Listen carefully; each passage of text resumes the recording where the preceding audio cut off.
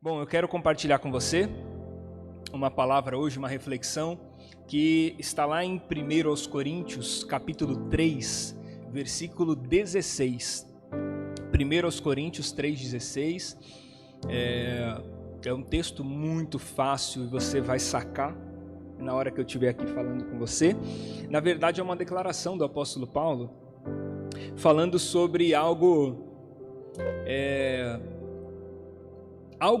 até então desconhecido para aquelas pessoas. Nenhum deles sabiam efetivamente o que o Paulo estava falando. O que ele fala para aquelas pessoas é uma surpresa, para aquelas pessoas é algo magnífico, nunca antes ouvido. Para nós hoje já é uma coisa mais comum, nós já estamos acostumados a ouvir, mas eu quero ainda assim reforçar isso com você, a importância dessa reflexão e desse pensamento. Então, 1 Coríntios 3,16, o apóstolo Paulo, ele vai dizer o seguinte: vós sois o templo de Deus, e o Espírito de Deus habita em vocês. Nós somos, vocês são o templo de Deus e o Espírito de Deus habita em nós. Essa frase do Paulo, ela é revolucionária. É uma frase que é um dizer que revolucionou, porque as pessoas não tinham essa compreensão no período em que ele fala isso. O que as pessoas tinham compreensão a respeito de Deus ou de deuses é que esses deuses tinham lugares para habitar. Eles tinham casas. Eles tinham templo. O próprio Deus de Israel, que é o Deus que o Paulo professa, Paulo ele é hebreu de hebreus, fariseu da tribo de Benjamim. Então o Paulo é alguém conhecedor dessa doutrina e ele sabe que lá nos tempos do rei Davi, o rei Davi nasceu no seu coração o desejo de construir um templo, e o profeta Natan disse para ele: você não, as suas mãos estão sujas de sangue, você não vai fazer isso, mas o teu filho vai construir para mim um templo. Então o Salomão constrói um templo portentoso, belo, de pedras preciosas, uma maravilha do mundo antigo, que inclusive chama a atenção de todas as pessoas, de todas as cidades vizinhas que vêm visitá-lo, ver a sua riqueza, a sua nobreza, a sua grandeza. E Deus tinha um endereço. Então, a partir dali, Deus passa a ter um endereço. Quando alguém queria falar com Deus, era muito simples. Se você quiser falar com Deus, você vai lá na rua tal, na esquina tal, no endereço tal, e Deus está ali, porque ali é a casa de Deus, ali é o templo de Deus. Então vai lá que você vai encontrar Deus. E aí chega o apóstolo Paulo no meio desse contexto de Deus e deuses que tinham as suas habitações, e ele diz uma palavra revolucionária. Ele diz assim: nós somos o templo de Deus e o Espírito de Deus habita em nós. Se eu fizesse para você uma pergunta, se eu te perguntasse assim: onde Deus está? O que você me responderia? É muito provável que ao ouvir uma pergunta dessa, você, de repente aponte para o alto. Afinal de contas, Deus está no céu. O Jesus nos ensinou a orar dizendo: Pai nosso que estais nos céus, santificado seja o teu nome. Então, Ele está no céu. Então, se eu perguntasse para você onde Deus está, é muito provável que você indicaria o céu como sendo o lugar onde Deus está. E será mesmo que é lá? Será que esse é o lugar de habitação de Deus? Então olha como a nossa cabeça fica, né? A gente fica perdido com isso. Bom, então Deus está no céu, né? Ou seja, Ele está distante de nós, porque o céu é um lugar distante, o céu é um lugar longe, o céu é um lugar inacessível. Não tem um ônibus que te leve até o céu. Você não consegue pegar um trem e você vai ouvir o maquinista dizer estação céu, desembarque pelo lado direito do trem, cuidado com o espaço, o vão entre o trem e a plataforma. Você não vai ouvir isso, porque não tem uma condução que te leve até lá. Não dá para pegar um foguete para você ir para o céu. O homem pegou o foguete e foi para a lua. O máximo que ele conseguiu chegar foi na lua. Ele não conseguiu penetrar essa realidade, essa atmosfera. Então, quando Jesus diz que Deus está no céu, é muito óbvio que ele não se refere ao céu como sendo um lugar, mas o céu como sendo uma realidade. É Jesus dizendo assim: Deus está fora disso aqui tudo. Deus está do lado de fora. Deus não está nessa realidade. Pai nosso que está no céu, que está fora daqui. Então o céu não é um lugar, porque se fosse um lugar, você poderia alcançá-lo. Se fosse um lugar, você teria meios de chegar, você teria meios de ir até lá. Então não há um lugar para você ir. Então o céu não é o céu como um lugar, não é um destino, não é uma plataforma, mas uma realidade. Então Deus está fora. Nós vamos usar na teologia uma expressão chamada transcendência. Deus é transcendente. Ou seja, Deus é de outra esfera, é de outra realidade, é uma realidade outra, é transcendência.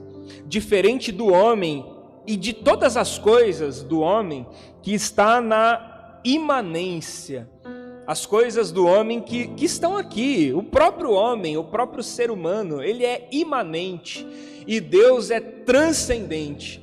Ou seja, Deus está do lado de fora de tudo isso. Você vai ver o mesmo apóstolo Paulo escrevendo para Timóteo, ele diz assim: Timóteo, Deus habita em luz inacessível, num lugar inacessível, numa realidade. E por que é inacessível? É inacessível porque não tem como chegar lá.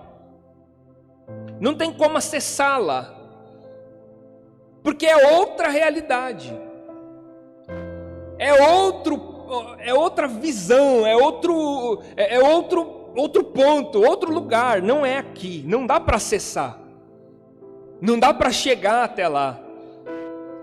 Então a pergunta de onde Deus está é muito mais complexa do que apontar para o alto.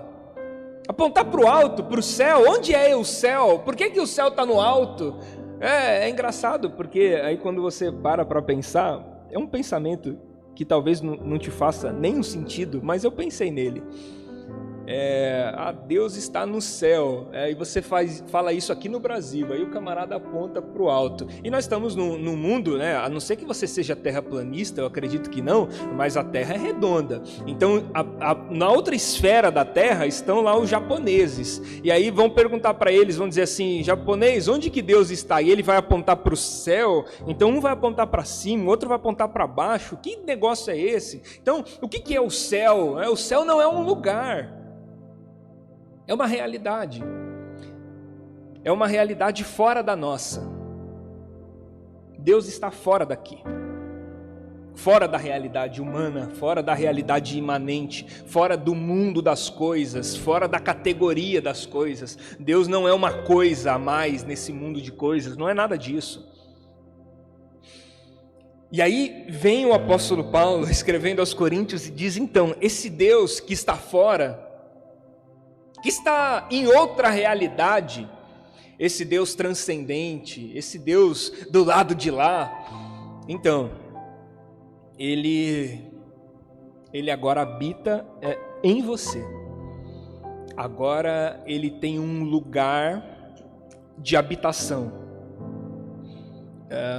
Ele não está mais fora, ele não está mais lá nessa realidade outra.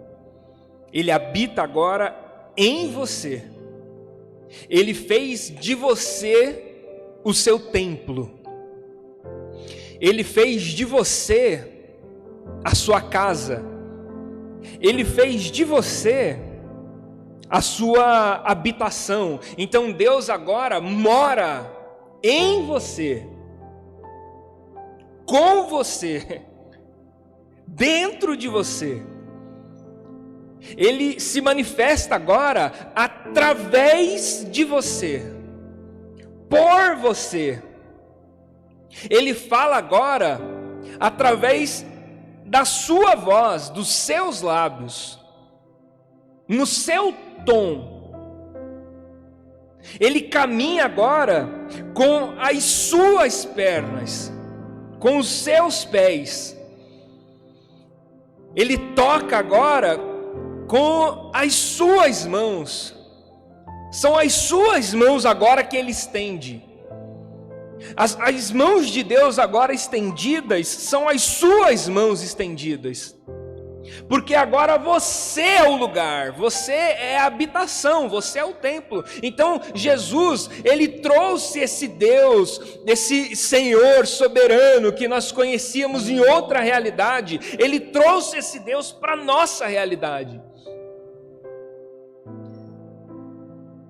Jesus, ele invade o nosso mundo, o mundo imanente, o mundo das coisas. E ele vem habitar conosco. E quando lhe perguntam sobre a sua identidade, ele diz: eu sou, eu sou, eu sou. Por 7 vezes ele diz: eu sou, eu sou. Então Jesus é o Deus que invade a realidade imanente, a realidade das coisas, a realidade dos seres humanos.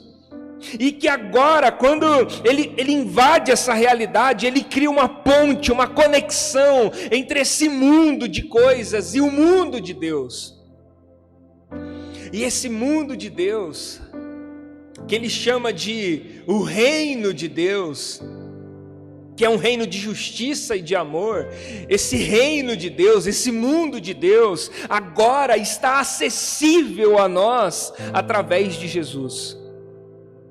Jesus tornou acessível a realidade transcendente. Jesus tornou acessível a realidade de Deus para a humanidade, para você, para mim. Através de Jesus, outra vez, nós podemos agora viver em uma outra realidade. Nós podemos agora acessar uma outra realidade. Nós podemos agora perceber uma nova realidade, uma realidade não mais desse mundo de coisas, não mais essa realidade imanente, competitiva que nós vivemos, mas uma outra realidade. É por isso, inclusive, que você vai ver a Bíblia dizendo que a paz de Deus excede todo entendimento humano. A paz de Deus excede todo entendimento. Ou seja, a paz que Deus nos dá está fora de toda essa realidade. Está fora de tudo isso, de todas essas coisas. É uma outra realidade, é de uma outra ordem. Essa é a paz que Deus nos dá, essa é a paz que Deus derrama sobre nós. Então esse é o dizer de Paulo. Olha como é profundo o que ele está dizendo. Não é uma coisa simples, não é uma coisa fácil de digerir. Ele não falou isso aqui no mundo ocidental, no tempo pós-moderno. Ele falou isso lá no mundo oriental, um mundo extremamente radical na sua religião. Ele chega para aquelas pessoas e diz: você é o templo de Deus, você é o lugar da habitação de Deus. Então, esse dizer, essa revelação do Paulo, é uma revelação sublime. Ela não pode ser tratada nessa superficialidade, nessa coisa comum, natural, sucinta com que nós damos à Bíblia, a sua interpretação, mas ela é totalmente profunda, ela é totalmente reveladora. Não sabeis vós que sois templo de Deus e que o Espírito de Deus habita em você, em nós. Então qual é a obra do Evangelho? Qual é a obra do Evangelho? A obra do Evangelho consiste na forma como Deus revela a nós que nós somos esse lugar, nós somos essa habitação, nós somos esse templo, nós somos esse ambiente, um templo de pedras vivas, um templo construído não por mãos humanas, que Deus veio habitar. E o que isso implica? Isso implica a compreensão da nossa responsabilidade. Pensa que quando as pessoas queriam buscar a Deus num período antigo, elas se deslocavam até o lugar onde esse Deus estava. Então, se elas queriam buscar a Deus, elas iriam até um lugar, até o lugar onde Ele está. E agora o Paulo diz que o lugar onde Deus está é você, e que as pessoas não precisam ir mais para lugar nenhum para encontrar Deus. Então isso implica em nós uma responsabilidade gigantesca.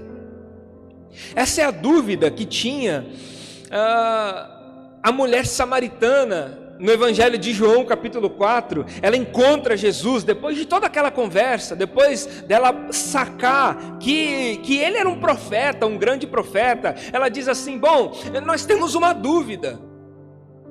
É uma dúvida que tem entre o meu povo e o seu povo, entre os samaritanos e os judeus. Existe uma dúvida: qual é o lugar de adoração? Qual é o lugar que nós podemos ir para sacrificar? Qual é o lugar que nós vamos encontrar Deus? Os judeus dizem que o lugar de encontrar Deus é no templo de Jerusalém. Nós, os samaritanos, dizemos que o lugar de encontrar Deus é no Monte Gerizim. Então qual é o lugar que nós devemos encontrar Deus? E a resposta de Jesus é, para ela, contraditória, e para nós esclarecedora. Ele diz: não é nem no templo em Jerusalém e nem lá no monte em Gerizim. A hora vem e a hora é chegada,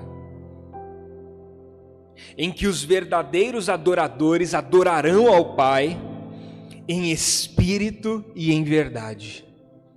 A hora é agora, a hora é essa. Não há um lugar onde se encontre Deus, você é o lugar onde Deus é encontrado. Você agora é o lugar onde Deus é visto. Então as suas mãos agora é que são as mãos abençoadoras. Sabe quando você ora e diz assim: Deus, estenda as suas mãos para o fulano? Eu imagino Deus olhando lá e dizendo: então, as minhas mãos agora são as suas mãos, porque eu habito em você. Então estenda você as suas mãos para ele, e então as minhas mãos serão estendidas para ele. Quando a gente ora dizendo assim: Deus, visita o fulano lá na casa dele, eu imagino Deus olhando para a gente dizendo assim: só tem um porém, os meus pés são os seus pés, e para que eu vá visitá-lo, você precisa se levantar e ir até lá, porque se você for até lá, eu irei até lá. Essa é a implicação. Essa é a implicação de sermos o templo de Deus e do Espírito de Deus habitar em nós. Deus fala com fulano, fala com Beltrano, fala ali, bom, abra você os seus lábios, e os seus lábios vão falar das maravilhas de Deus, e Deus vai falar com as pessoas através de você. Deus vai falar com as pessoas através de nós, porque nós somos o lugar de habitação. Nós somos o lugar onde Deus habita. Não sabeis vós que sois o templo de Deus e que o Espírito de Deus habita em vocês? Então essa é a implicação. Isso é o que implica essa fala de Paulo.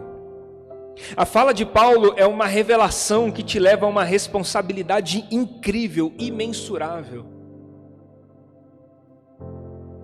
É uma revelação que te torna um privilegiado. Nós somos o templo de Deus, aleluia, que maravilha, que coisa linda. Porém, se você é o templo de Deus, então as pessoas agora, quando quiserem encontrar Deus, elas vão até você, porque agora você é o endereço. Você é o endereço. Então, a pergunta que eu fiz no início, se eu pedisse para você apontar onde Deus está, para onde você apontaria? Muitas pessoas apontariam para o céu. Eu apontaria para você. Eu apontaria para você. Eu apontaria para vocês. Eu apontaria para nós. Onde é que Deus está? Deus não está mais lá, distante, lá fora, lá longe, num lugar inacessível. Não, Deus está entre nós. Deus está através de nós. Deus está em nós. Deus está conosco, mas Deus está em nós, Deus está através de nós. Então quando alguém te perguntar onde Deus está, não é para cima que se aponta. Deus está em nós. Nós somos o templo de Deus.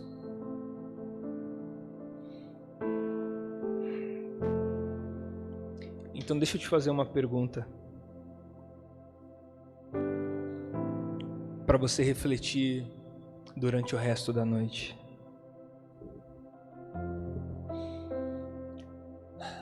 Quantas pessoas esse templo tem abençoado? Quantas pessoas esse templo tem abençoado? Quantas famílias esse templo tem alcançado? Quantas pessoas são transformadas nesse templo? Porque a gente gosta muito de falar desse templo aqui, né? Desse aqui. Quantas pessoas são transformadas nesse templo aí? Quantas pessoas são curadas, convertidas, saradas nesse templo? Ele é acessível. Ele é acessível para que as pessoas o frequentem.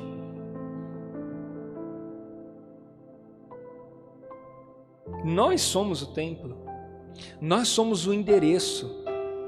Não é para cima que se aponta quando alguém pergunta onde Deus está, porque Deus está em nós. Cristo em nós. A esperança da glória é um mistério revelado. O grande mistério revelado é Cristo em nós. A esperança da glória. Cristo está em nós, conosco, através de nós, sobre nós. Você deve pensar, puxa, que difícil, que tenso, isso só me traz responsabilidade. Claro que não, não mesmo. Isso te traz força, isso te traz ânimo, isso te traz determinação, isso te coloca de pé.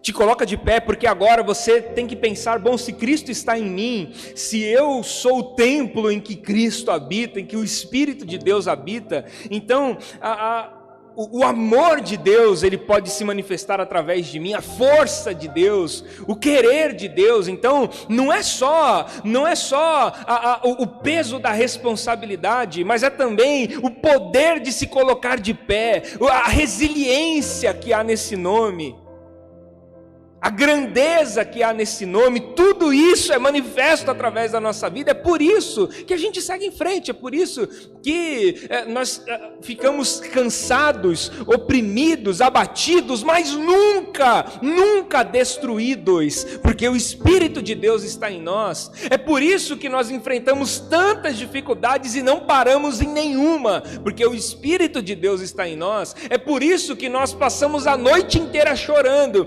mas ao amanhecer nós sentimos a alegria da salvação, porque Cristo está em nós. É por isso que nós nos sentimos cansados e sobrecarregados, mas logo em seguida nós percebemos a ajuda, os irmãos, a intercessão, e o fardo que era pesado se torna leve e suave, porque Cristo está em nós. Então Cristo em nós é a esperança da glória, porque Cristo em nós é a virtude de Deus em nós, é a força de Deus em nós, é a grandeza de Deus em nós. Isso nos responsabiliza, mas isso também nos coloca de pé. Isso também nos levanta. Esse é o maior motivo. É o maior de todos os motivos. Cristo em nós é o maior de todos os motivos, porque se Cristo não estivesse em nós, não haveria glória. Se Cristo não estivesse em nós, não haveria chance. Não há chance alguma de você vencer esse mundo. Não há chance alguma de você vencer a morte. Não há chance alguma de você vencer o pecado. Toda a chance está em Cristo em nós. Essa é a esperança da glória. Eu acho que é isso que o apóstolo Paulo quis dizer em 1 Coríntios 3,16. Não sabeis vós que sois o templo de Deus e que o Espírito de Deus habita em vós? Eu acredito que era isso que ele pensava. Eu acredito que em tudo era isso que ele estava dizendo.